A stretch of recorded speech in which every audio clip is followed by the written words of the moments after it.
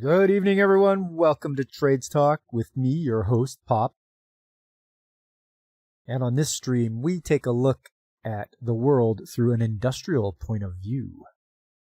We'll have a look at some of the news out there about the shortage of skilled trades. We'll see what's going on with a lot of the companies out there, if they're closing their doors, if they're starting up new plants. We'll see what they're doing. Then we'll hop over and check out the newspapers to see what they got to say about the shortage of skilled trades. And then we'll head on to our injury of the week, our investigative report as to accidents that happen. And then I'll have you some pictures and videos of things that I've been working on for the past week. So buckle up, grab your favorite drink, and we'll get into it. Before I do, though, I want to say hello to you, Fabric. How you doing? Running late today. You say, I'm running late today? Nah. A wizard is never late. He arrives precisely when he intends to. You see Stellantis sold their stake in that Canadian battery company for $1. Wow. Wow, $1. That's crazy. And ni hao from the Great White North. Yeah, welcome. Hope you're having a good time down where you're at there, Fabric. It's too bad we couldn't have gotten together for a good old cup of joe, but maybe next time.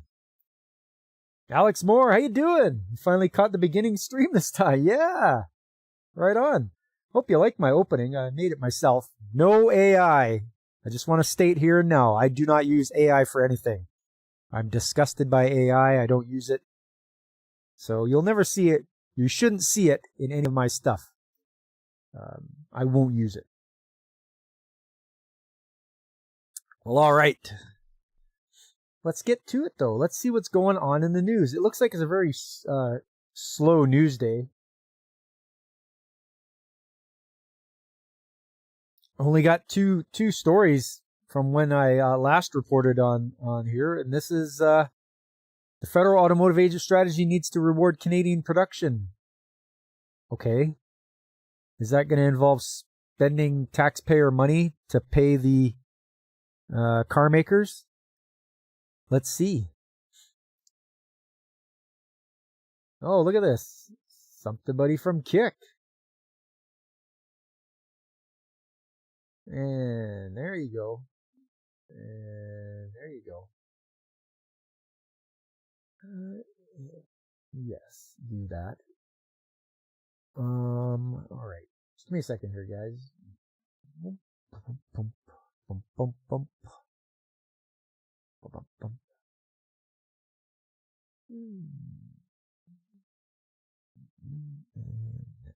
There we go.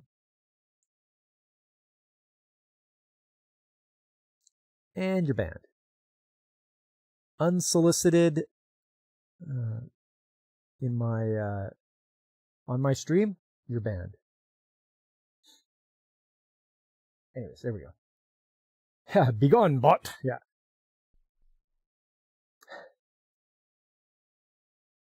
Pinky.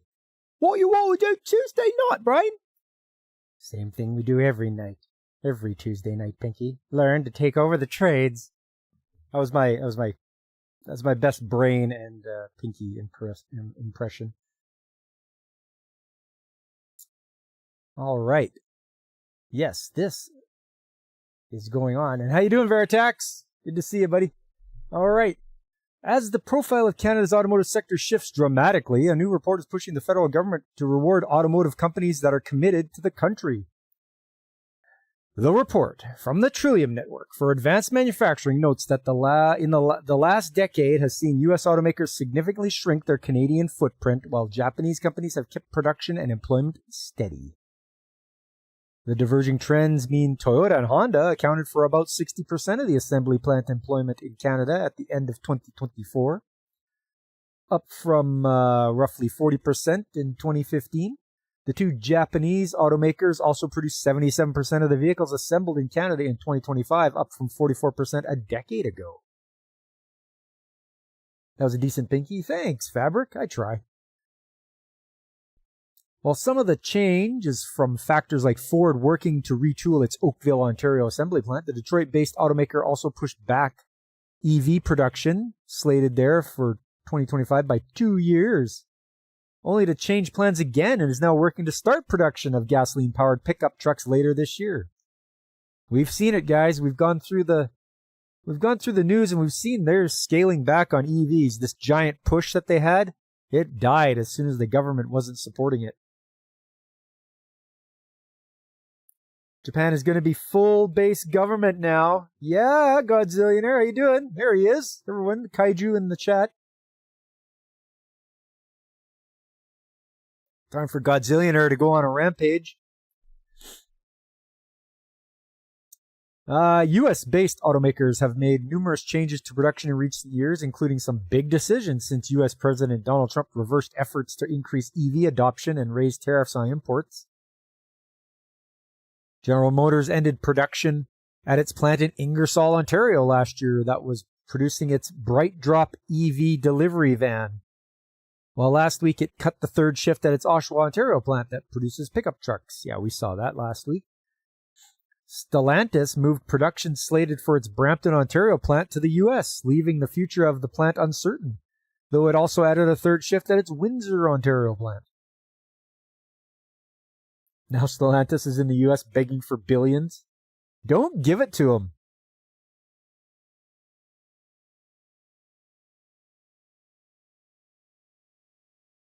While U.S. automakers have reduced finished vehicle production in Canada, the statistics don't reflect the wider footprint of the three companies, said Brian Kingston, chief executive of the Canadian Vehicle Manufacturers Association, that represents Ford, Stellantis, and GM. What time is it? It's time. Time to do what? Time to watch and learn about the trades.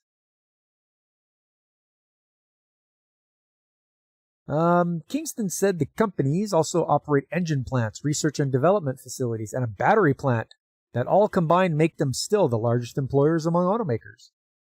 Of course, you absolutely need production, and production is what ultimately anchors your ecosystem.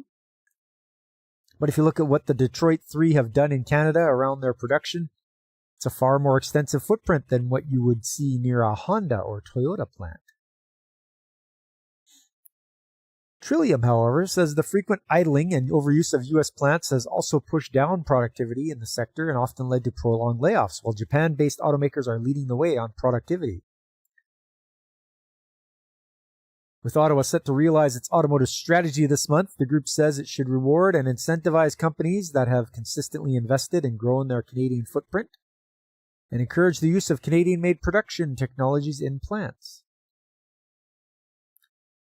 Veritax, you wonder if microreactors could help some of these data centers reduce reliance on power transmissions? I'm 100% for sure. They actually make a can-do reactor that is supposed to be really good. You should have known Stellantis were vampires when they listed their corporate headquarters as Carfax Abbey.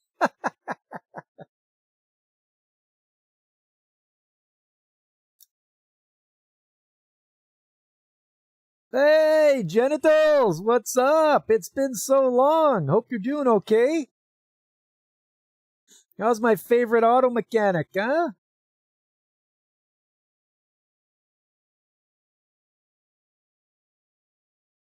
Hope things are going well for you. Man, it's been ages. Hope you're doing well, yeah. Or is that why their cars suck so bad? They've been using plants rather than steel? Some other rugged composite forms? Well, watch out for that aluminum.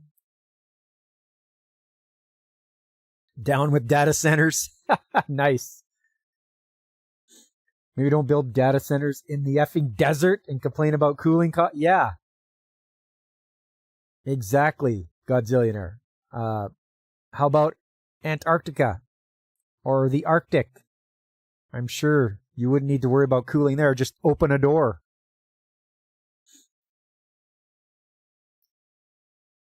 We are auto mechanicking. Yeah.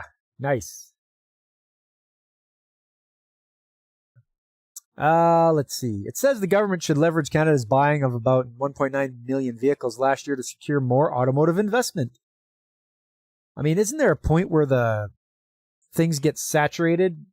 The market's saturated. You don't have people buying cars anymore, especially in this economy where things are, your dollar's not going as far. I don't know people that are going out and buying new cars. I'm trying to hang on to mine for as long as I can. Yeah, it's ridiculous. You can't just keep people buying new vehicles every year or every couple of years. Stellantis with its sustainable organic Ram trucks completely biodegradable. They're building data centers here in Georgia, and it is messing up your power bill. Oh, same in Virginia. Power bill might be $440 US. What? Ugh.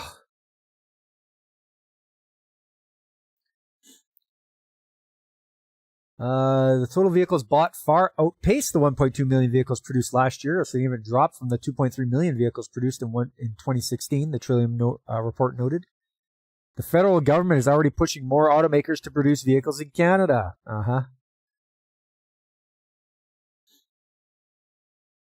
No, business school taught me line must go up forever. No bubbles. Everything always up. Last week, the government announced a memorandum of understanding with the Republic of Korea with the intention of advancing a Korean automotive footprint in Canada. Now, Republic of Korea, do they mean North Korea? Are they trying to be nice and say that it's North Korea? Advancing Korean automotive footprint. Well, I mean, Kia and Hyundai are Korean.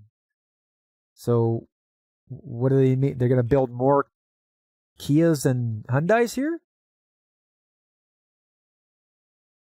I just got to see here. It's like Republic of Korea. Which one are they talking about?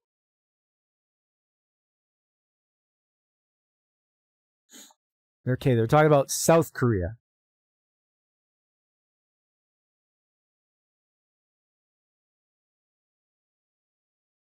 Okay. Yeah, so they are talking about South Korea. I don't know what they're going on about then. You got to sleep? You just wanted to visit your favorite blue-collar pop cultural? Hey, I appreciate that, generals. Have yourselves a good sleep, and I hope to see you around again. Keep on mechanicking, my friend. Yeah, okay. So they're going to bring in more cars, have cars built here from Korea, South Korea. I mean, Hyundai and Kia are here already. It noted that in 2024, 12% of vehicles sold in Canada, or about 228,000, were made by South Korean automakers. The federal government also reached a deal with China that will see 49,000 electric vehicles coming into Canada at a low tariff rate, with the expectation that Chinese companies also invest in Canada. Oh, we'll let you bring in electric cars, but you have to invest in our country. You have to bring money. Also, I don't expect to see any of them up where I live because EVs hate the cold. And these are Chinese EVs, so they're going to hate the cold even more. They probably won't even start up. You probably won't even get 10 feet out of them. You doubt Kias are the way to go? Those cars come pre-wrecked? Ha!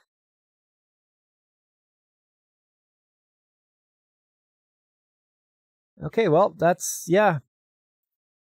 The government's probably going to pay some companies. They're probably going to use taxpayer money to pay them to invest. So, yeah. I expect tax dollars to go to private companies from the government. Those Chinese EVs don't need heaters. They preheat. Yeah. Yeah, I just want to warm up my car. Oh, look at flames.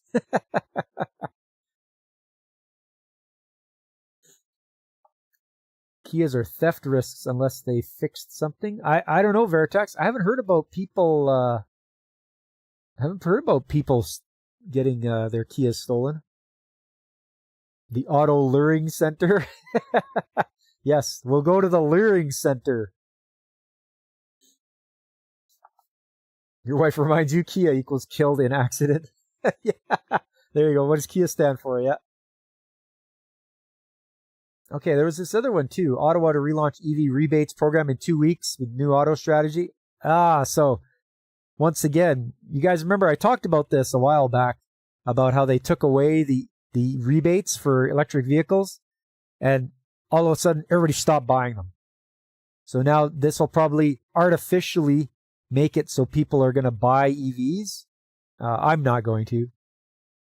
In fact, I'm going to go start my car right now and let it run because I feel like burning up some fuel just to show those electric guys who's boss. In fact, I'm gonna upgrade my car to coal-fired. So I'm gonna have a coal-fired car. So no more gasoline. I'm just gonna burn coal, and that'll be fine. That'll show those guys. About 8 weeks ago, Hyundai and Kia will repair millions of vehicles under a deal to fix anti-theft technology. Oh, okay then. You'd think they would have. Well, I guess they're not. They're going to keep it quiet so that they don't get everybody coming there. Vertex is right. You think Illinois was trying to sue Kia because they were too easy to steal? Remember, criminals aren't to blame. You are. How dare you lock your car? How dare you assume that, it's going to be safe? Oshkosh recalled its new USPS EV postal truck this week. Oh. Okay. Hop in his new Stanley steamer. There you go. Convert your car to whale oil, take out endangered species, and pollute. Oh, perfect. Yes. I'm going to have white rhino seat covers, and I'll have the whale oil powered car. And what else? Get something more endangered. I don't know. Toucan? Yeah, something like that. I'll have something hanging from the front of the hood. That way it'll really, really trigger people. Here we go. The federal government announced a suite of new electric vehicle policies Thursday, including the reintroduction of the popular rebate program. Yeah, it was popular because you were getting money from the government. And the elimination of the EV sales mandate in favor of stricter emission standards for the auto sector. There, they got rid of it. You can't mandate people to go and buy EVs. That was stupid Trudeau's idea. Pure elephant ivory steering wheel like a boss. Yeah. That's right. Screw you, elephants.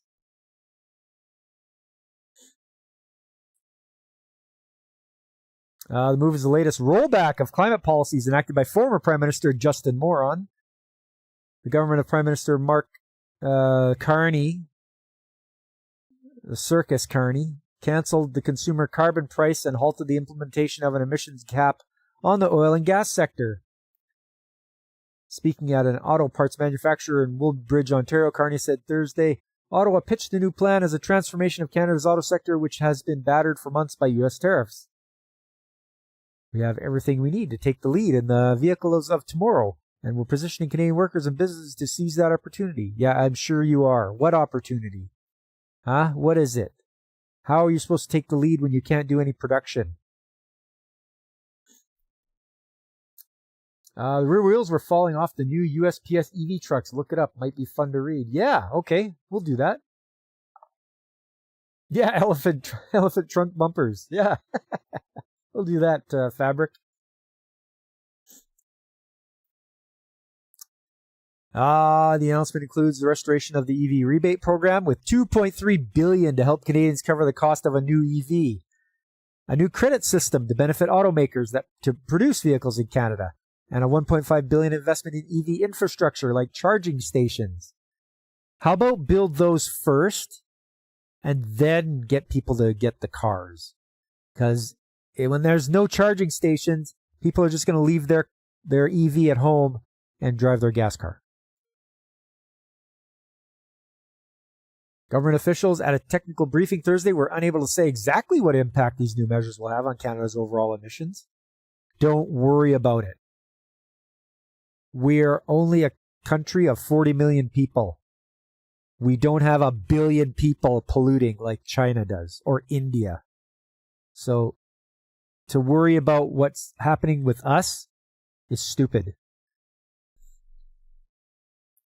They promised to publish modeling in the coming months. Yeah, I'm sure it'll be exactly the kind of model they want. And the government said it's committed to cutting vehicle emissions in half by 2035. Half of what? In 2023, passenger vehicles generated 81 million tons of carbon dioxide. That's okay. Okay, it's carbon dioxide. Trees love carbon dioxide. It only accounts for 0.4% of the atmosphere anyway. So it's not a lot. Very minute piece of the atmosphere. Or its equivalent in other greenhouse gases. Almost 12% of Canada's total emissions. Big deal. Who cares? It's carbon dioxide. It's no big deal. Carney paused the electric vehicle sales mandate last fall following pressure from provinces and automakers. That mandate, which was supposed to take effect this year, set a target of having EVs account for at least 20% of auto sales. The target was to increase to 100% by 2035. Ugh. Those Chinese EVs have twice the emissions as gas-powered as they burn. Yeah, that's right. Oh, look at all those toxic gases. The new system discards the sales targets and instead will ratchet up existing tailpipe emission standards, which government expects will drive the adoption rate of EVs to 75% of new sales by 2035 and 90% by 2040. Yeah, that's if you guys stay in power. And it won't matter if Alberta becomes its own country. I'm sure we'll have some more common sense things about our cars and such. I'm sure we can buy them from the U.S. without all that stupid emission standards. Remember when they were trying to sell car tires filled with nitrogen as being better? You know, our air is 7% nitrogen already. Yes. Yes. As a person that wears a 4-gas monitor every day, oxygen is 20.9. All day, every day. If it goes less than 19, you're in trouble. If it goes above 23, you're in trouble. But the percentage of oxygen in the air we breathe is 20.9%. 78 is nitrogen. And that comes to what? 98%? That other 2% is all the other gases on Earth everywhere. For the whole entire Earth, the 2% makes up all the other gases. Every single one of them. So these idiots telling me that carbon dioxide is is no good, they're delusional. They're just following their plan. That's what it is. So they're regulating the Canadian people into an inferior they can, yeah. That's what the government likes to do. They like to regulate it so that you do what they want. They say, well, you have a choice. You know, you have a choice. We didn't force you. But it's like, no, you just made it so it was incredibly difficult for us to do anything that we want to do. Like buy a gas-powered vehicle.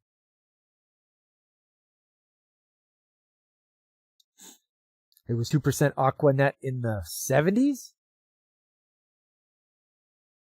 Equal rights for CO2. Yeah, Veritax. Don't rag on CO2. Plants love it. They need it.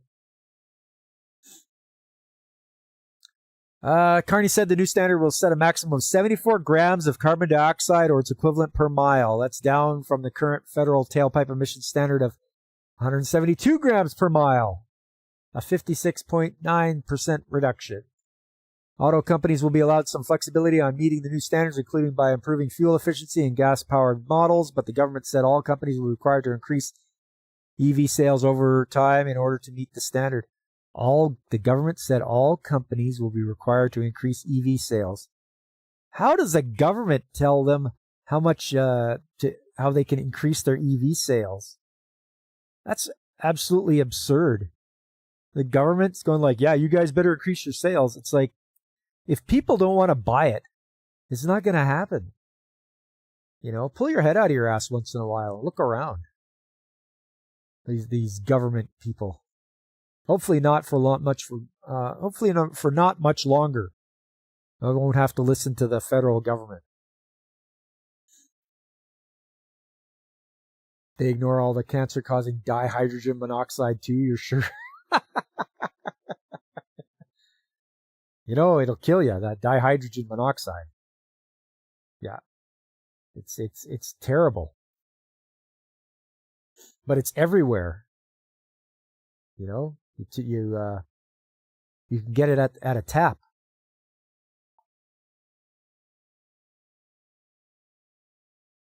The government says it's still working on the path to get the 74 grams per mile figure. One official said the work will happen through the regulatory process with initial regulations targeting 2027 to 2032 model years. Yeah, all right.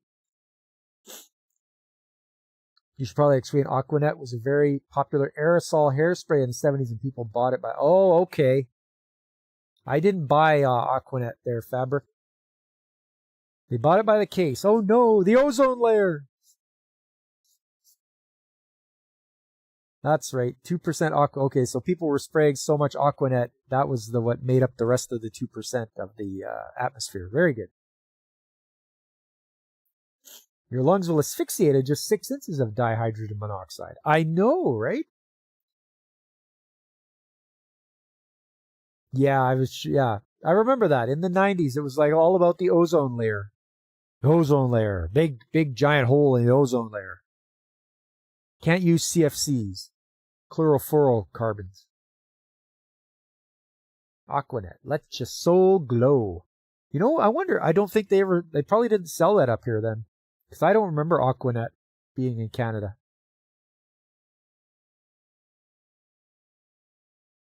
Ontario Premier Doug Ford, who was not at the announcement, said he welcomes the end of EV sales mandate as it means to bolster the auto sector. Of course, the auto sector makes up the majority of his province's economy. He has to be for the auto sector. He can't be anti-auto. Ontario has been urging the federal government to end its electric vehicle mandate because it made our auto sector less competitive, undermining investment and threatening jobs at a time when the sector is under attack by President Trump. Oh no, not under attack by President Trump. Oh no. New federal funding for investments in auto and parts companies, job training, and charging infrastructure will complement and enhance Ontario's investment and supports. The federal Conservatives were not convinced of the benefits of Carney's plan and dismissed it Thursday as an insult to the auto sector. Despite the Liberals signing $52 billion in agreements to create an EV supply chain in Canada, the vast majority of vehicles produced and sold in Canada are gas-powered. Yes. Today's announcement will benefit countries like the United States that make far more EVs than Canadians drive. Yeah. I mean, I'm sure people in the South will drive them because it's nice and warm. Batteries love the warm. Yeah, I don't see it benefiting. Maybe it will. I don't know. Are they going to make more EVs? I don't think they are. In the U.S. You tell me, though. Are they going to make more EVs? It's under attack by overzealous eco-regulative terrorism in Ottawa, you mean? Yes, Veritax. That's exactly what it is. That's a good take on that. Auto sector advocates and environmental groups alike were pleased to see the return of the EV purchase rebates, which will launch on... Why would environmental groups... Oh, okay, because you're supposed to buy the EVs. That's supposed to help the environment. Never mind that the batteries need... All the stuff for batteries needs to be mined. So all the nickel, all the cobalt, anything else that they need for the batteries needs to be mined. So maybe environmental groups should pull their head out of their asses and have a look around. Don't be cheering for those batteries and the EVs, because at the end of their life, they're probably just going to go in the landfill. They're pleased to see the return of EV purchase rebates, which will launch on February 16th and offer $5,000 toward the cost of a fully electric vehicle. That is nothing. That is nothing. That's the tax on you buying it. $5,000. That's the GST on you buying something. and $2,500 towards plug-in hybrids. Those rebates will decrease every year until they're phased out in 2030. Okay, so we got another 4 years of rebates, or until the money for the program runs out. It's not even worth it. Not even a little bit. They make more EVs than Canadians can drive. That's because you are a net exporter of automobiles, I guess. And there's only 40 million of us, roughly. I mean, in the States, you guys are 380 million or so. Canada has 40 million people. Like, of course you're going to make more than we do. It's just sheer numbers. That's what it boils down to. So is the American South with the humidity? Ah, yeah, okay. Not too warm. American Southwest is death on EVs. Okay, yeah.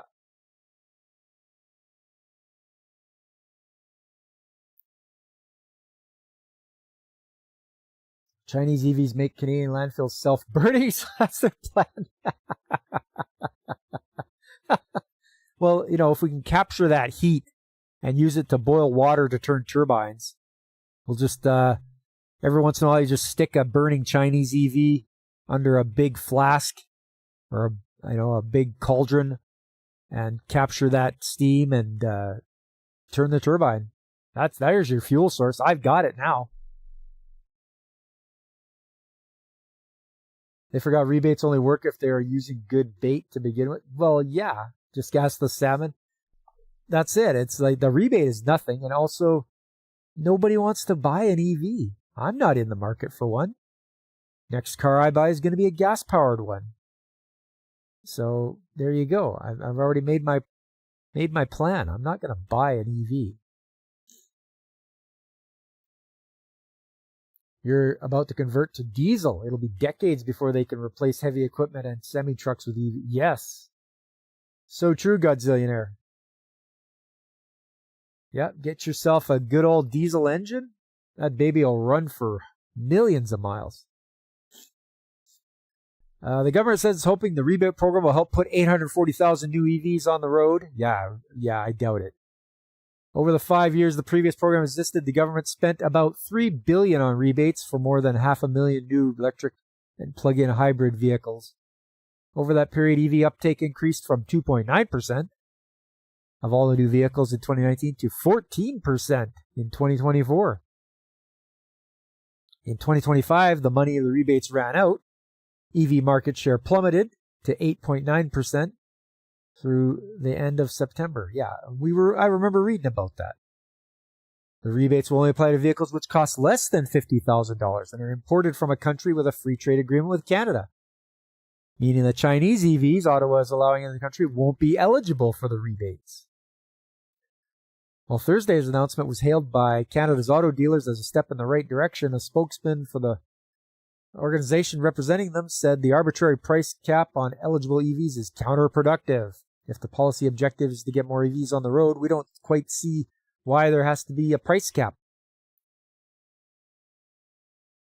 It's an enormously positive first step to get rid of the EV mandate for us. That's been our central message, and we need to return of incentives. No, you don't. You saw they're trying to make electric semi-trucks. What could go wrong? Yeah, exactly. Oh, drivers stopping to having to charge up. That's probably one of their things that their drivers are angry about. They only have a certain number of hours to drive. So if you're spending all that time charging when you could be hauling, the gas-powered drivers are just going to be laughing at those guys that are battery-powered. Brian Kingston, President and CEO of Canadian Vehicle Manufacturers Association, which represents the Canadian arms of Ford, GM, and Stellantis, also praised the measures announced Thursday, but said manufacturers will need time to adjust to the new emission standards. You got to make sure these companies have the ability to plan their product portfolio, have the engineering in place to address and ultimately comply with these regulations. Canadian Climate Institute, which probably sounds like a joke of an institute to me, called the overall announcement a positive step, particularly the return of the EV rebate, but it warned that the switch away from sales targets to stronger tailpipe emissions won't achieve the same level of emission cuts or improved. How do they know? How would they know? While the improved vehicle efficiency standards provide manufacturers with greater compliance flexibility, they don't guarantee more EVs will be available to Canadians. While acknowledging the return of EV rebates as a positive measure, Environmental Defense, the Canadian environmental advocacy organization, called the decision to scrap the EV mandate a huge setback. No, we don't need a mandate. Also, we are not that populous of a country. The fact they want to punish us with so little population and over carbon dioxide of all things. Like, they are just not intelligent at all. Just a sec, guys.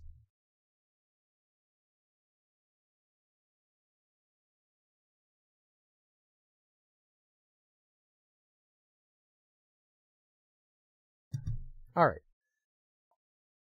This approach to regulations is fundamentally weaker than binding EV sales standard. This gives automakers flexibility, how quickly they comply. Clear transportation program manager. Okay. Though it is nice to see the government still has targets for EV adoption, it's unlikely these targets will be fulfilled simply by strengthening emission standards. Yep. And also, stop it. Stop policing people, what they drive. Just knock it off. The environment is fine. There's nothing wrong with gas-powered vehicles. We've come a long way in emissions. I think we're good now. And stop trying to force people to drive their stupid electric vehicles. The brother-in-law used to work at a Volvo truck plant. Said the push them so hard on the line, then wonder why so many weird quality issues. Things like windows that leak, not enough time to sit up. Oh, okay. Yeah, that's the thing. You're gonna push people. They're gonna make mistakes. What does the Canadian government bring back the fountain or whatever the name of the car? Oh, the Frontenac. Hey, the Frontenac. Eh? You want them to bring back the Frontenac? I want them to bring back the Bricklin. I think that was another Canadian vehicle. It was gone by the time I was able to drive, but I did hear about it. Anyways, that's the idiocy out there today from the government, in case you guys were interested in watching a different government do idiot things, and you guys can point and be like, oh, don't do what those guys do. Let's go to Manitoba, though. This is the Winnipeg Sun. It says, you can have it good, fast, or cheap. Pick two. Yes, that's right, Godzillionaire. That's exactly it. You can have it good and fast, but not cheap. You can have it good and cheap, but not fast.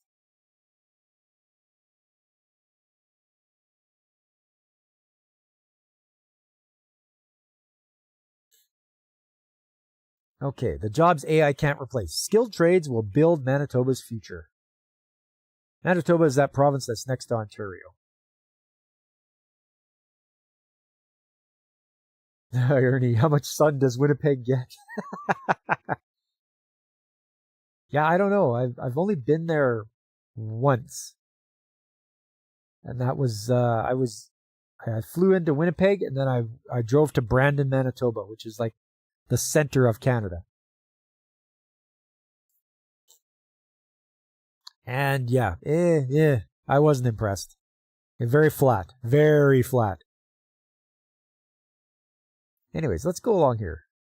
At the World Economic Forum in Davos, International Monetary Fund Managing Director Kristalina Georgieva warned that AI could affect up to 60% of jobs in advanced economies.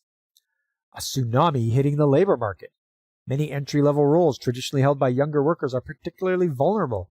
Even as some AI-enhanced jobs may see productivity gains and higher pay, headlines warn that AI will transform or even eliminate millions of jobs. Yet Manitoba faces a different and immediate challenge. The province does not have enough skilled tradesmen to build its future. Well, that's just your fault, isn't it?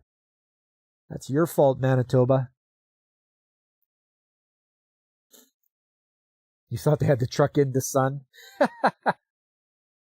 Flat, so Manitoba is Zendaya, the province. Nice. Yes. Yes, it is.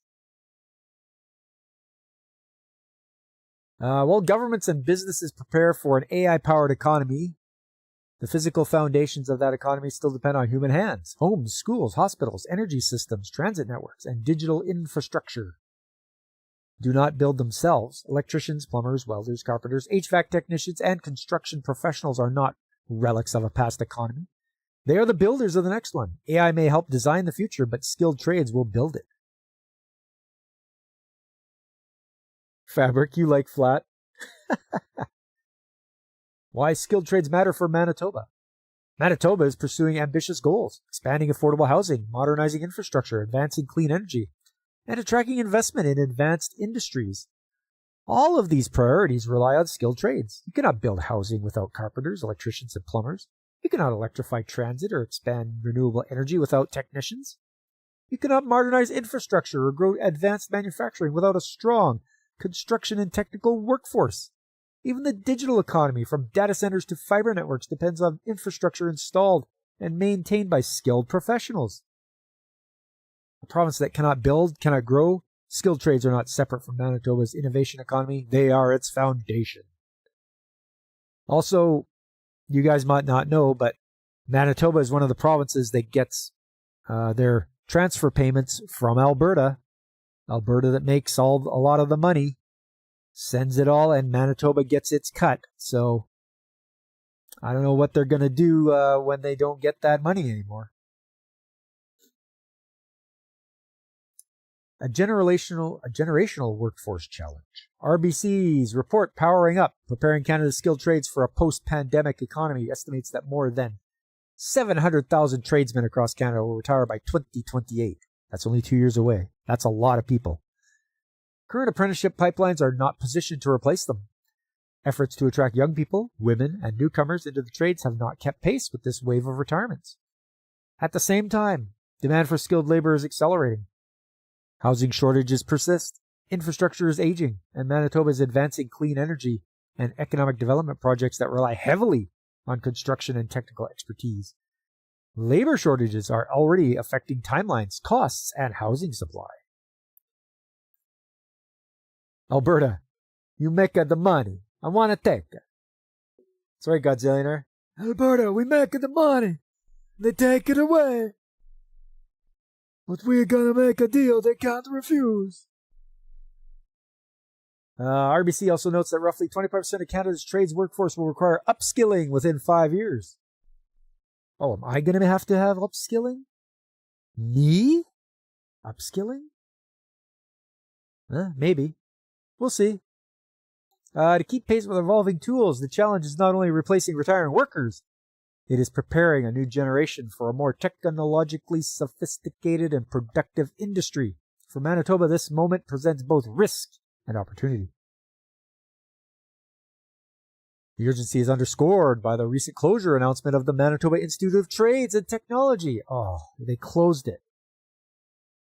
The closure highlights how fragile Manitoba's skilled trades training ecosystem can be and how quickly workforce shortages could worsen if training opportunities are not expanded and modernized. So this is on them. That closure of the Manitoba Institute of Trades, the government could have done something. They could have, cut out something else somewhere. I'm not a Manitoba expert on their government or whatever they're spending it on, but they could have done something. And they didn't. And now they're like, oh no, we need tradesmen. Oh no. Yeah, well, have fun with that. Jurisdictions that solve the skilled trade challenge will gain a decisive economic advantage. They will build housing faster and deliver infrastructure more reliably and attract investment with confidence. Manitoba has the foundation to seize this opportunity. Strong technical colleges and universities, a growing and diverse population, and an industrial base that depends heavily on skilled labor position the province well. By aligning education, industry, and technology around a shared workforce strategy, Manitoba can become one of Canada's most effective ecosystems for training, certifying, and deploying skilled trades talent. Yeah, that's really aiming for pie in the sky there for those guys. Government do something helpful? Surely you jest. I guess, eh? Silly me thinking that they would actually do something that would be beneficial. Like they're only helping themselves out if they did something. But whatever, short-sightedness.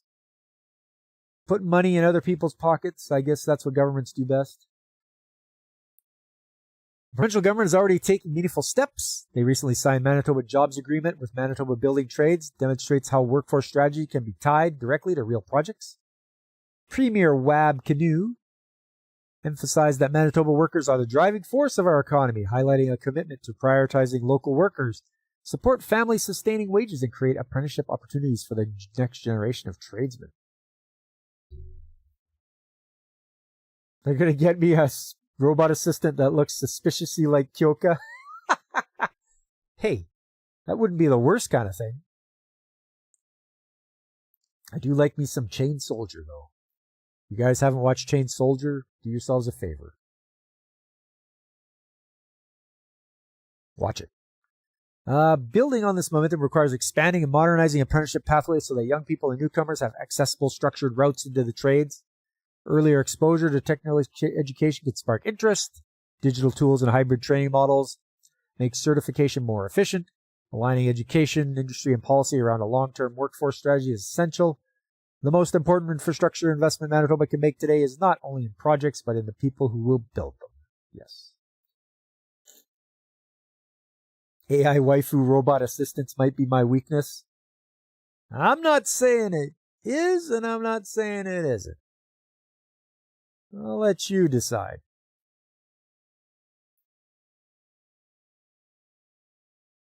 Yeah, the 9 scariest words in the English language are, I'm from the government and I'm here to help. Oh, good, Alex. You're watching and reading Chain Soldier. Good for you, man. I hope you're enjoying it as much as I am. It was just to veer off a little bit, but it was pretty wild when the 10th Commander took control of Yuki and what he turned into. Like, man, that was crazy. Just went right off the rails. She had to slap him down and get him back into not into shape, but back in line.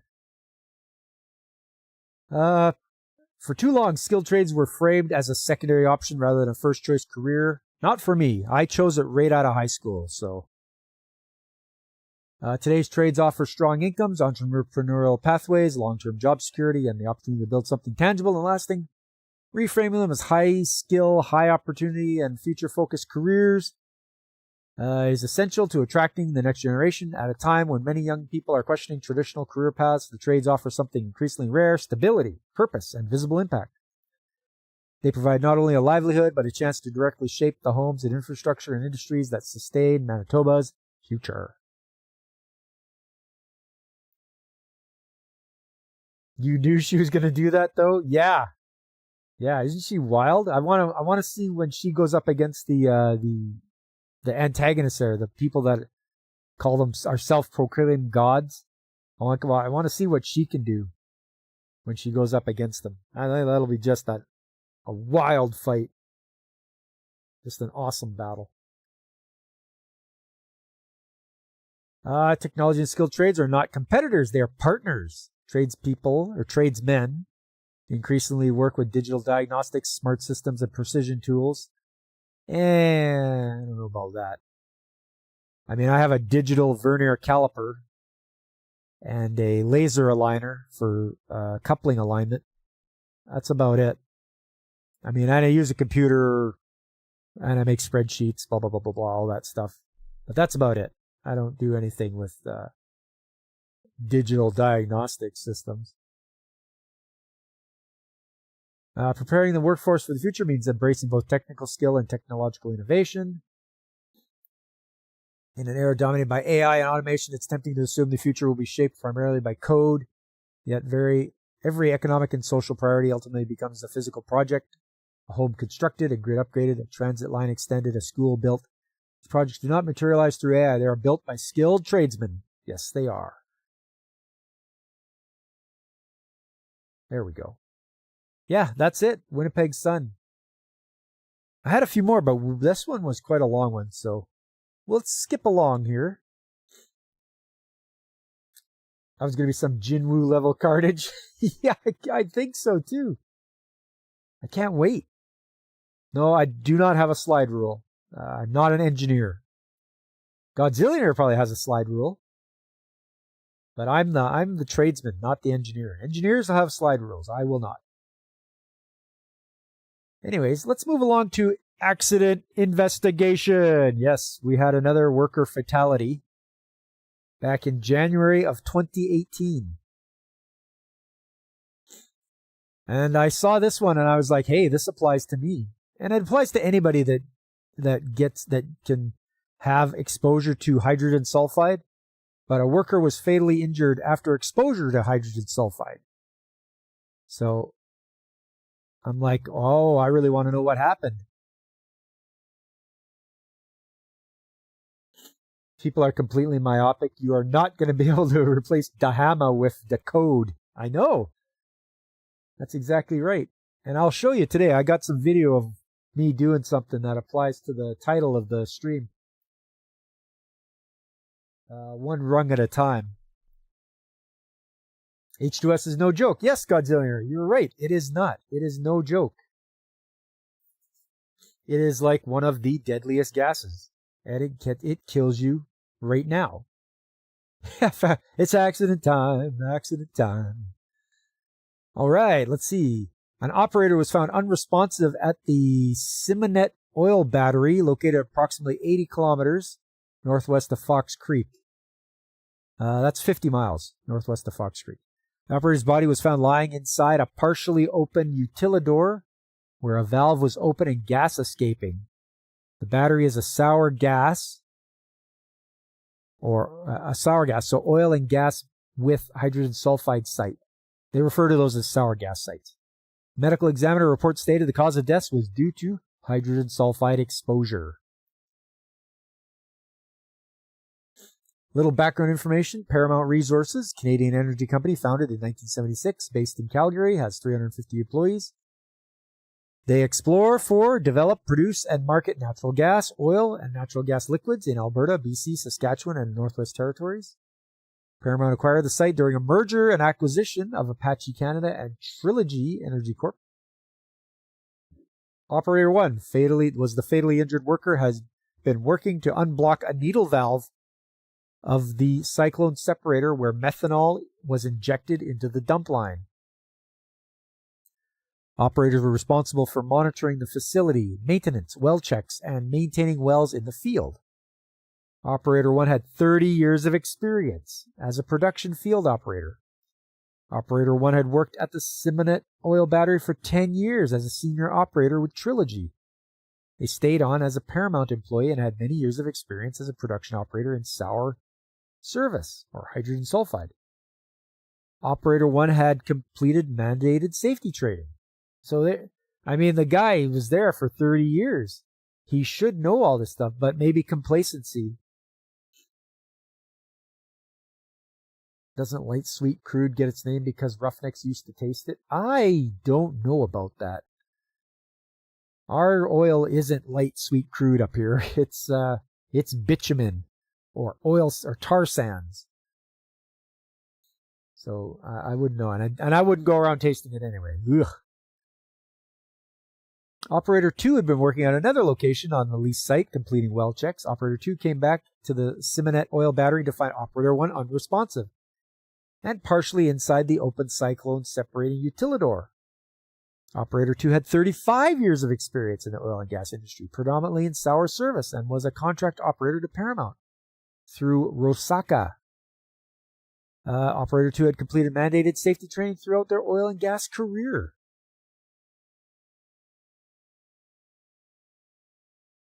The oil battery was an upstream crude oil and gas collection and processing facility. The battery was composed of above-ground storage tanks used to hold crude oil from producing wells in the area.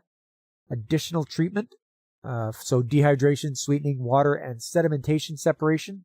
Equipment was used to make the crude oil ready for sale to the pipeline system. The cyclone separator was attached to the dehydration building and was used to remove water from the oil and gas before additional processing. Okay. Here it is. There's where he was found. Let's get a little bit of a closer look in there. So he was found right there. Okay. Okay, here's the sequence of events. Let's see what happened here. The operators were assigned to the Simon oil battery in August of 2017 on a long-term rotating shift. Operator 2 had left the battery to work on a compressor around 7:30 a.m. The morning of January the 27th, Operator 2 returned to the battery just after 1 p.m. and expected to find Operator 1 in the control room. When Operator 2 did not find Operator 1's truck parked there, Operator 2 drove around until they found Operator 1's truck by the dehydration building. There it is. There's his truck. Operator 2 then got out of their truck and heard gas blowing from an open valve. Operator 2 looked for Operator 1 in the dehydration building first at the north door and then at the door near the Utilidor cyclone separator. Operator 2 then saw Operator 1 near the Utilidor cyclone separator. Right there.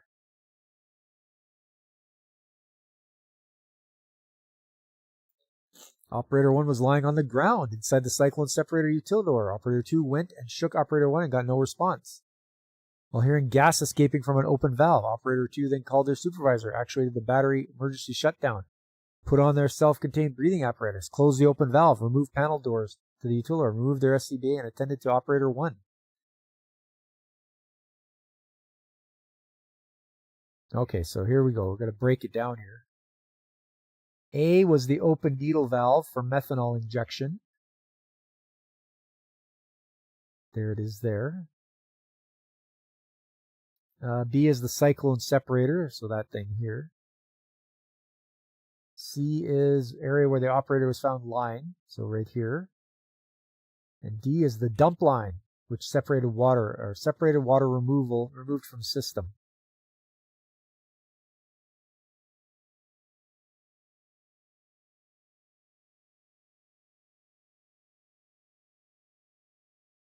The open needle valve. There it is, there.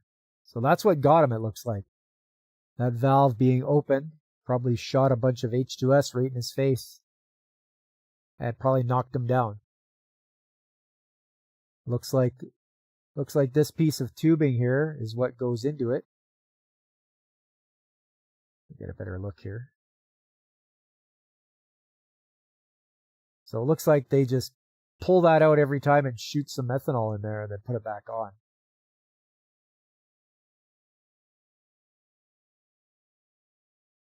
Okay.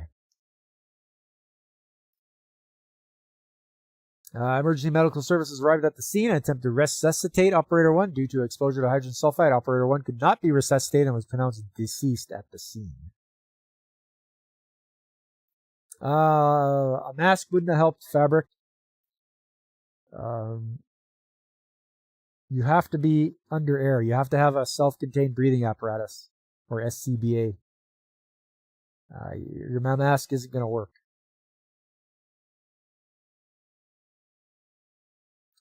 Review of enforcement action was completed, and it was determined that the file would be referred to Alberta Justice for review. Entire file was sent to Alberta Justice. Alberta Justice returned a decision of no charges recommended.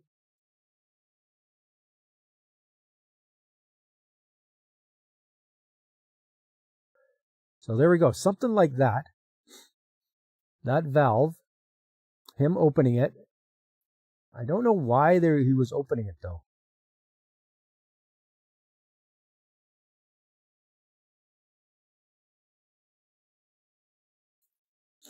Let's see here. Okay. Oh, it was unblocked. It was trying to unblock the needle valve. Needle valves are very small anyways. You get small orifices and a needle valve. So he should have blocked off both ends, removed the needle valve completely, and then worked on it to try to unblock it. Or, conversely, just have a spare needle valve. This is a constant problem where it gets blocked, have a needle valve that you can swap out with that one there. Let's see what the setup is again here.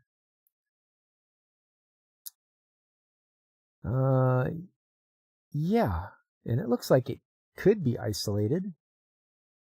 I don't know what's on the other end of this line that goes in the top of the needle valve, but it follows back into the building. If there's a way to shut that, do that. Also, there's a valve right underneath the needle valve. Shut that. It looks like it might even have double block and bleed capabilities. So yeah, if this is something that gets plugged a lot, do yourself a favor, get a spare needle valve. Swap them out. Make sure you isolate that from everywhere else, and then check it. Not even one of those N95 painters. That would do nothing. Fabric. That wouldn't do anything. No. The H2S will come right through that mask. It won't care.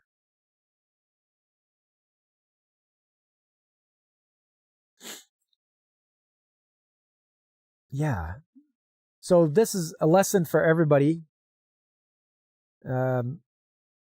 If you have trouble with a valve, any kind of valve, it doesn't matter. Ball valve, needle valve, globe valve, anything. Isolate first. And if you don't know where or how, ask. Tell somebody we need to isolate this so that none of the noxious fumes come out. And then purge it if you can. And once it's purged, you can open up the line. You have to be under air, so you have to have your SCBA on. And then once you do that, you do the line break, which is disconnecting. You have your monitor there, your gas monitor, which is always checking the air around you, and you check and see if it's safe. That's all. That's how we do things where I'm at. It's all about, if you're going to do a line break, you have a procedure to follow. You're going to get your SCBA. You're going to get your permit. You get the operators to isolate and purge with methane, and then nitrogen. And once it's purged with nitrogen, then you're okay to go ahead and line break and then check with a gas monitor. Only then, once you get readings that are below the dangerous threshold, then you can take it off and do what you need to do. There's a whole procedure. Don't cut corners. Don't, figure, it's just a little, I'll just do it just a second. I'll do just a minute. Nope. Because then you end up like this guy. You're exposed to hydrogen sulfide. You take a breath of it, and down you go. Trouble with valve equals hammer? No. Not this time, Godzilla. Not this time. But yeah, that's my speech to you guys this time around about this. You got to be extra careful, especially these guys that work in the oil and gas industry. They know hydrogen sulfide is there. It's always a danger. And even working at the dump where I worked, yes, there we had a chance of getting hydrogen sulfide because of the decomposing material would give off hydrogen sulfide. Not as much as I make now. Now we make 99.9% pure liquid hydrogen sulfide. So that's way worse. Way worse than what these guys are getting into. But still. And I can say with the utmost confidence that we have not had a death due to hydrogen sulfide leaking on our site. So that just goes to show that we know it's a deadly gas and we take it very seriously and we make sure we follow our procedures. Wrench and hammer for the win. There you go. But yes, that is what I saw today, and it caught my eye because they are dealing with hydrogen sulfide. And there is a lot of these places around. There's a lot of well sites around Alberta. So this is a danger. And everyone has to take H2S Alive, which is the course every 3 years. We take H2S Alive. There's no ifs, ands, or buts about it. You take it. And I've done it for a lot of years. I've probably taken that thing, I don't know, 6 or 7 times. And where did all the plant managers go?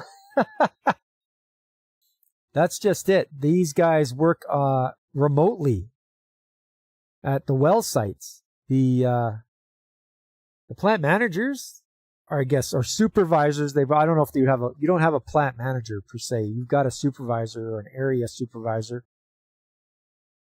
But that's about it. You're left to your own devices when you're an operator at one of these remote stations.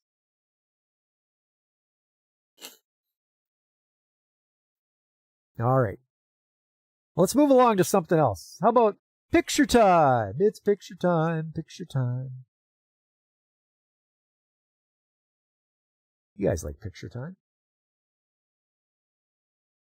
Oh, hang on. We were going to do, look for that, what Veritax was talking about. What was that?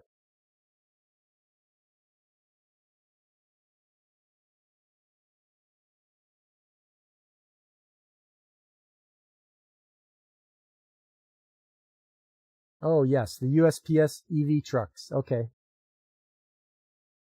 Let's have a look at that. USPS EV truck failures.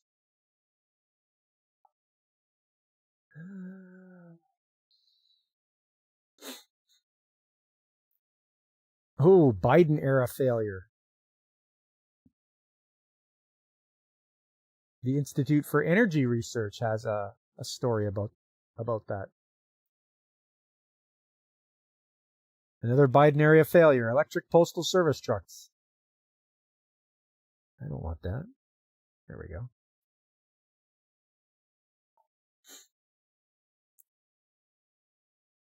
The Biden-Harris Inflation Reduction Act allocated $3 billion to help the U.S. Postal Service purchase electric trucks and build charging infrastructure. This funding followed a period in which the Postal Service, after conducting its own analysis, initially rejected electric vehicles due to concerns over cost and practicality. But what do they know? They're not politicians. Despite the $3 billion investment, only 93 electric trucks have been delivered, far short of the 3,000. Then where did the $3 billion go? The situation mirrors the slow progress in building EV charging stations. The administration received $5 billion through 2021 bipartisan infrastructure law to build 500,000 stations, but only 7 have been built. Ooh, this is brutal.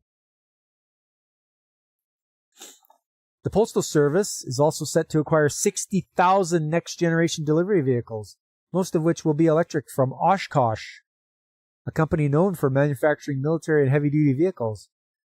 The nearly $10 billion project has faced production delays and supplier conflicts that have hindered timely delivery. President-elect Trump's transition team is reportedly considering canceling contracts aimed at electrifying the USPS fleet as part of a wider series of executive actions aimed at scaling back electric vehicle initiatives. These include halting the $7,500 consumer tax credit for EVs and rolling back fuel efficiency standards that promote vehicle electrification.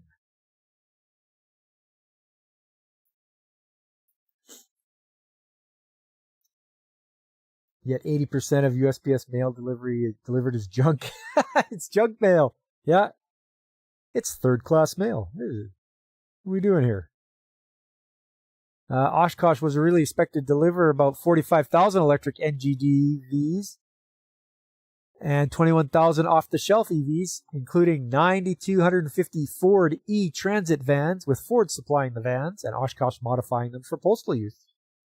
However, according to Postmaster General Louis DeJoy, USPS purchased 28,000 vehicles in 2024, with 22,000 being gas-powered, because they were smart enough to know that that's the way to go.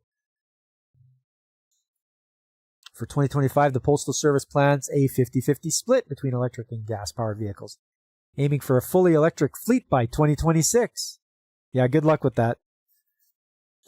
DeJoy has stated that the USPS is paying about $20,000 more for the Oshkosh electric NGDVs and $10,000 more for off-the-shelf electric vehicles compared to their gas counterparts. Additionally, the Postal Service is incurring extra expenses for the required charging infrastructure by 2028. The USPS expects to spend $9.6 billion on vehicle acquisitions, including plans to purchase approximately 66,000 electric vehicles. Man, oh man, what a waste! Oshkosh bagosh, yeah, corporations rob us blind. If we ended fraud, we could afford an intergalactic fleet. I think you're hitting the nail on the head there, Fabric. It's pretty crazy. Anonymous sources told the Washington Post that engineers struggled to calibrate the mail truck's airbags. Why would they have to do that? Wouldn't that be already from Ford if they were the Ford ones? Why do you have to calibrate the airbags? They were unable to contain water leaks in the vehicle's body and internal components. The turnaround time for building the new mail truck was extremely slow. Washington Post reported that the South Carolina factory can only build one truck a day. One truck a day. Even though Oshkosh is expected to build at least 80 vehicles a day by now. Somebody's taking somebody for a ride, you guys. This is obscene. According to one person involved in production, this is the bottom line. We don't know how to make a damn truck, which is an astonishing statement for a company involved in making some of the most robust armored vehicles in the world, such as the mine-resistant ambush-protected all-terrain vehicle. I don't get it. The infuriating part is no one loses their job, much less their head, for epic wastes of money. Like, yeah, this is wild. Just listening to this, like, they can do one truck a day, and yet they're supposed to be they do defense work and make stuff for the army. Like, that's crazy. The Postal Service is an independent federal agency and not under President Biden's executive order for all light-duty cars and trucks acquired by the government to be emission-free by 2027.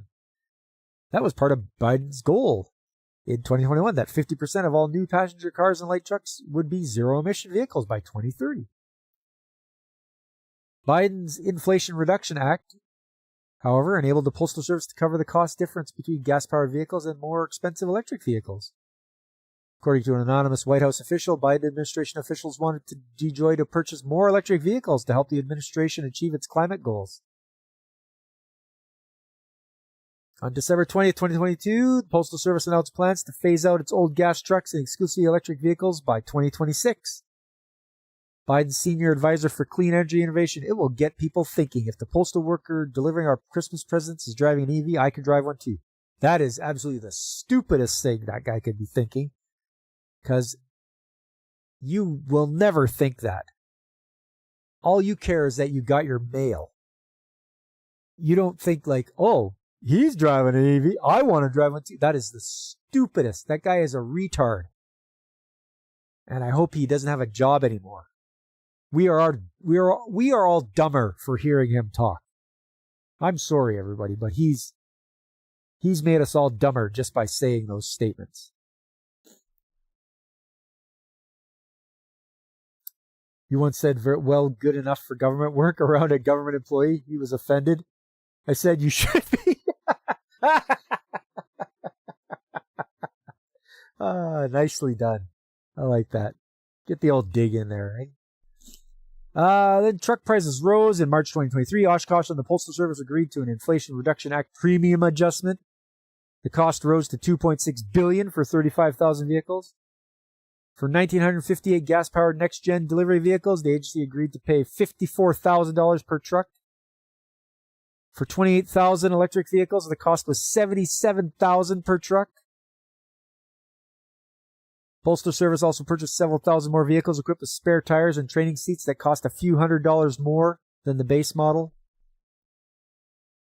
Company financial disclosures indicate that the modifications increased the overall value of Oshkosh's purchase by more than $500 million. The mission seemed simple for the U.S. Postal Service, replace its old deficient trucks with new ones that would do the job. But then the Biden administration stepped in. Postal Service needed to purchase a new delivery fleet, as its old fleet produced by Northrop Grumman and its corporate predecessors had parts that had been discontinued. Lacked standard safety features such as airbags and air conditioning. Air conditioning isn't a safety feature. Airbags is a secondary safety feature.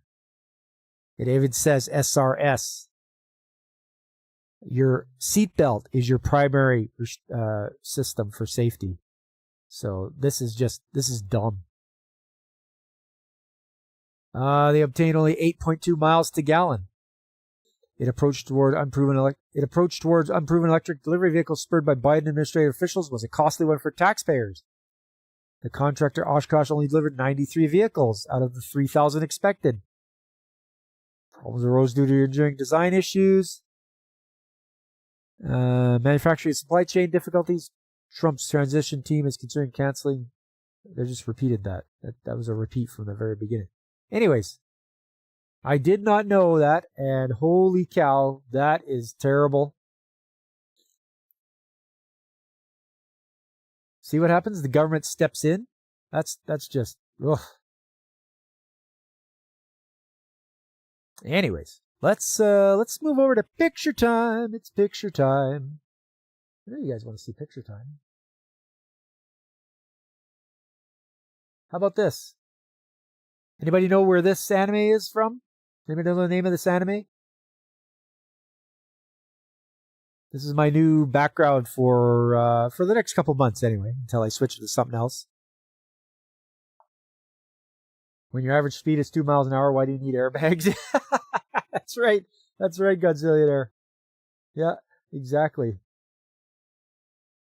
You're delivering mail, and you're slowly driving around the neighborhood. And wear your seatbelt. No guesses? No guesses on this anime? I'm not gonna tell you guys. You gotta take guesses. Anyways, let's get to picture time. All right. Roboob Tech? No. It's not Robotech.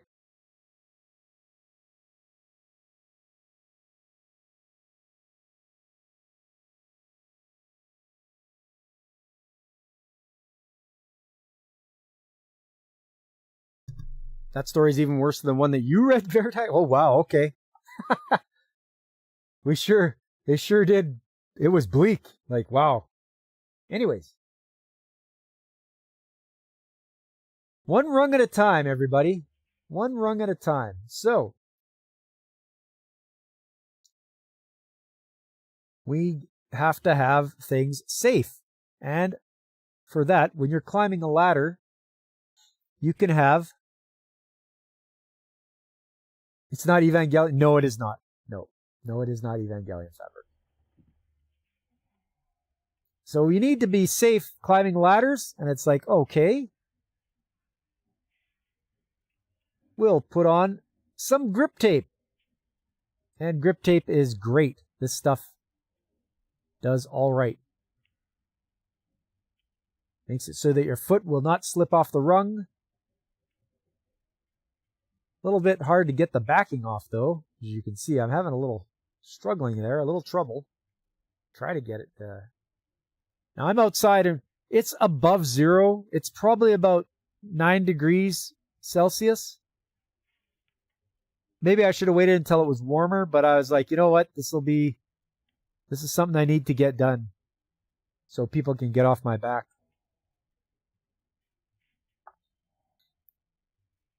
And I just bought some 2-inch wide grip tape, anti-slip tape, whatever they want to call it. And I cut it to length so it fits between the rungs. It's about 16 inches long. And there's 12 rungs. So, there we go. Yeah, it goes all the way up this ladder.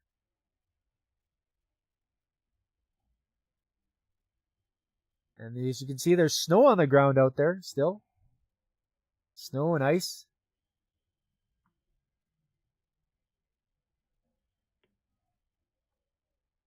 All right, let's grab another one.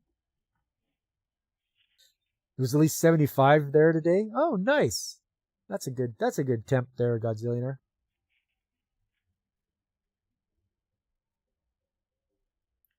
It's probably about 22 Celsius, roughly.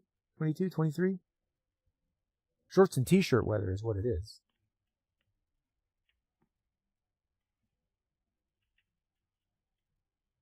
There's another one.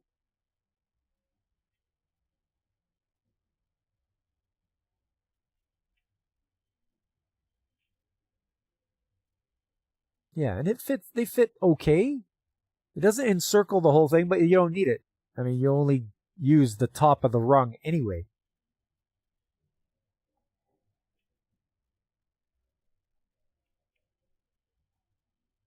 Now the engineers will mistake the rungs for candy canes, expect increased dental claims. Yeah.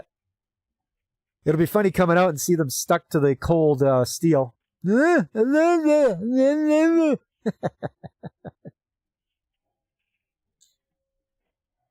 Okay, time to climb now. Climb up here. Do the next one.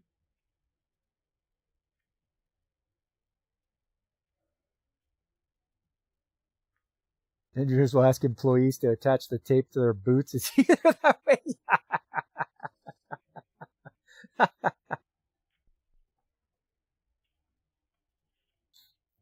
There we go. And the next rung.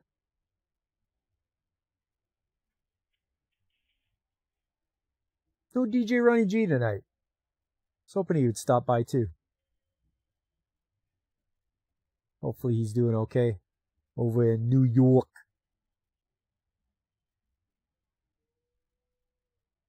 There we go. Get it all down there and grab another one.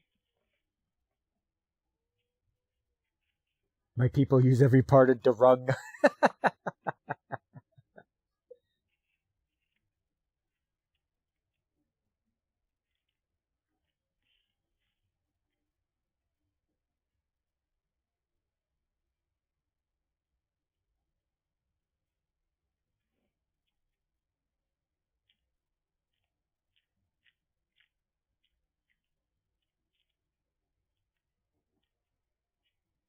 I thought I might have to bring out the heat gun to warm up the rungs, but I think we got it.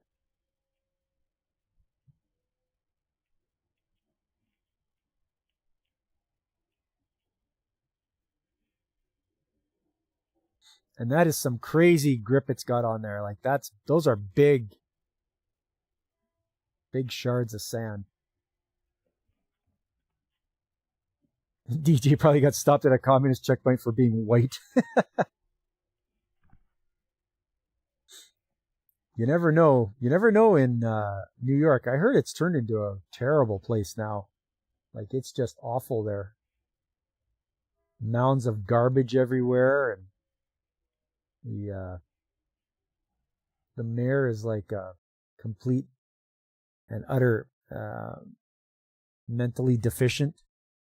You know, get grippy with it. Na na na na na na na na na na na na. Yeah, you bet. Put the grip to it. The grip tape or anti-slip tape, whatever you want to refer to it as. But yeah. And yeah, I had to make sure to. I always make sure to clean. Brought a rag with me. Clean them up, just to make sure there's no debris on there. DJ couldn't pay his white tax to get home.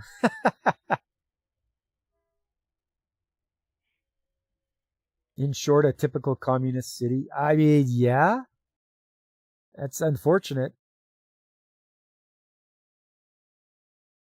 Well, there you go, fellas. There's some of the things they do to keep things safe around there. You know, you go and get some anti-slip tape like this stuff here.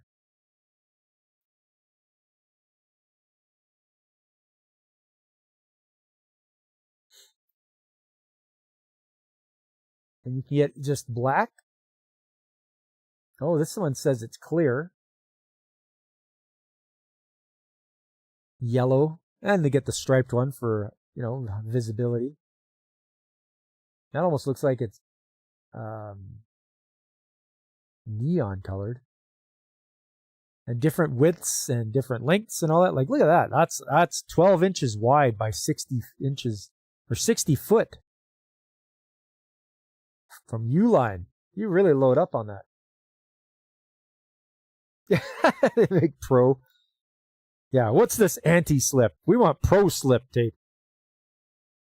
That's the stuff that's got a coating of grease on it or something. Put it down. It's like, no. We're pro slip around here. Oh yeah, look at that. It's that Canadian Tire. It's funny they didn't notice it was needed till. No, we knew it was needed. It's just the fact that I had time to do it. And they put in action items. And what they do is they're like, oh, we're going to assign this action item to you. And it's like, oh, okay. And they're like, why haven't you done this action item yet? And it's like, all right, I'll get to it. Okay, standard course and extra course for grip tape. Look at that. You can get extra course, so that really grab onto your foot.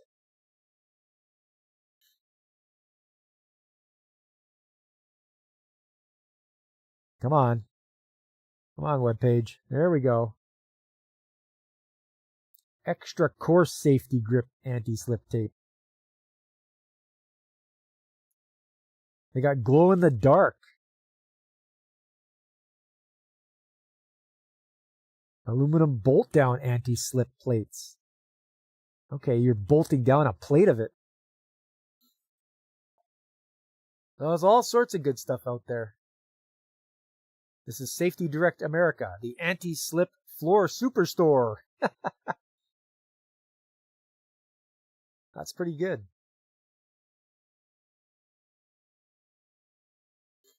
You like your tape like you like your political commentators? Extra course. That's for sure. There's one with it's an anti-skid tape, but it's got a glow-in-the-dark strip down the middle of it. So glow in the dark. I don't see any Gorilla Tape, though. I bet you it'd be just like flypaper for people. Step on it and you can't go anywhere. Anyways, that's your anti-slip, anti-skid tape. If you have somewhere where you work, or even at home, if you have places that need it, I would say get it. Get it for your steps or anything like that where it's going to be slippery. It'll give you that little extra fighting chance so you're not slipping around. Remember last week we had that guy that slipped in the parking lot and hit his head and died. He went into a coma, but they removed his life support. So I don't want that to be any of you guys. So if you need some anti-slip tape, think about getting it. Go to Home Depot or wherever. They should have it. It says they have it at Uline, Brady, more Uline. I'm sure, and I saw here Amazon has it. So if you need grip tape, get it. It'll help you out. Put it on your vehicle, on your running boards. Those probably get slippery.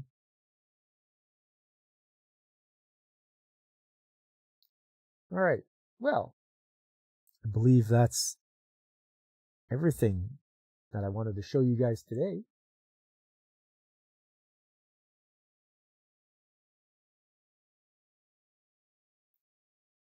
Should we go back to the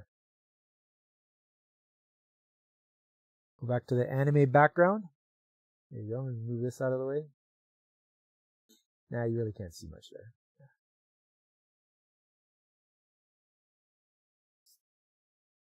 All right, everybody. I just want to thank you guys for showing up today.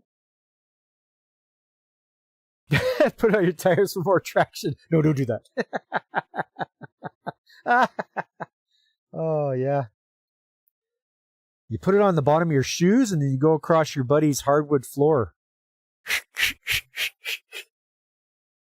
See how long it lasts. See how long before he kicks you out. Hey, AC, how you doing, buddy? Long time no see. You need that anti-slip tape for your life? Well, you can always get some, and it's good stuff. Just remember, you got to apply it on a clean surface, dry and warm. Don't try to apply it on a cold surface because it won't stick. But if you're going to try, use a heat gun. Heat up the surface, heat up the tape, throw it on, you're good to go. Hey guys, remember, please hit that like button if you can. If you're on YouTube, subscribe if you haven't already. Spread the word. Tell your friends. Let them know I'm here on Tuesday nights and on the weekends. So coming up, Saturday might be the final battle for Odin Sphere. So I've been playing through Odin Sphere. I think I'm getting near the end. Seems like it anyway. I'm on the epilogue. And this might be the final battle. So tune in to see the final battle. At least I think it is. That'll be on Saturday at 9 a.m. Mountain Time. Coming up on Sunday Anime Chat, the theme of the month for February is cyberpunk. There is a lot of awesome cyberpunk shows out there. Too many to choose from. So I'm working my way through picking ones to show you guys. Some familiar ones, some not so familiar ones. Just, it's a cyberpunkin' good time. And I'll tell you, there's some good stuff out there. And I've watched Cyberpunk Edge Runners, the first episode. And yeah, that one is a keeper. I'm going to try to finish that up. That's a good one. I'm going to have like 3 more books in Odin Sphere. Oh no! Is it like every single character gets a story, Godzillionaire? I've been through 3 books already. So maybe this won't be the last battle. But come on out for some cyberpunk goodness on Sunday. That'll be at 9 a.m. as well. 9 a.m. Mountain Time. And then we're finally back around to Trades Talk Tuesday again at 7 p.m. Mountain Time. Stop on by, guys. We'll go over some more articles. We'll check the news. We'll see what's going on out there. We'll have our accident review, our injury or fatality investigation. We'll do that. And we'll have more pictures, more videos about some of the stuff that I've been taking care of. A few other projects I've been on. But when I'm not streaming, you can always tune in to Pacific 4 and 4. Or DJ Ronnie G, or Brandon the Anime Guy, or Carl at the RNG Gaming Podcast. There's also the Comic Relief Crusader, who's a fellow Albertan. So you can tune into him. He does Titillating Tuesdays. He's probably on right now, I think. And then he's on the Saturdays and Sundays at noon Mountain Time. On Saturdays, he plays old movies that are in the public domain. So you can tune in and watch yourself Hell's Angels by Howard Hughes, back from 1930, I think. So you can always tune in and watch some good old movies on the Comic Relief Crusaders channel. There's also Infinite Metal. He's on Kick and Twitch, plays a lot of retro games. And you'll have a good time. I have a good laugh when I hang out with Infinite on his channel. Then there's a VTuber. Her name's Call Me Kixie. Very family friendly, very warm and welcoming. You come into her stream, she's very, very friendly. You'll have a great time watching Kixie play some indie games. And she streams on Saturdays. But that's going to be it for me tonight, fellas. I've had a fun time, and I hope you have as well. Look for me on Saturdays and Sundays. That's the next time I'll be streaming. But until then, I've been Pop, and I am signing off.